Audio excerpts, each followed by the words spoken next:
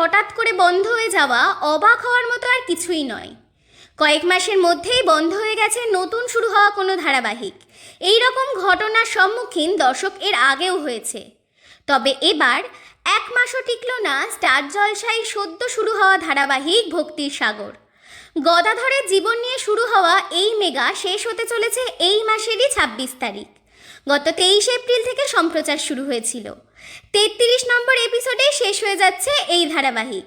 কিছুদিন আগেই স্টার জলসায় নতুন শুরু হয়েছে রোশনাই, আর এবার শুরু হতে চলেছে উড়ান। এই ধারাবাহিকে রয়েছে এক বড় চমক, আর তা হলো এক্কা দোক্কার পর ফের জলসাতে ফিরছেন প্রতীক সেন, আর তার বিপরীতে দেখা যাবে রত্নপ্রিয়ার।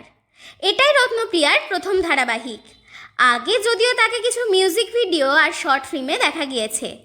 উড়ানের প্রোমোয় যা দেখা গেছে তা হলো ফুলের দোকান চালাই পূজারিনী, আর অপরদিকে প্রায় সবসময়ই মদের নেশায় চুর থাকে মহারাজ। প্রতীক সেনের কামব্যাকে বেজায় খুশি তার ভক্তরা। নতুন ধারাবাহিকে নতুন এই চরিত্র দর্শকরা কতটা পছন্দ করছে সেটাই এখন দেখার।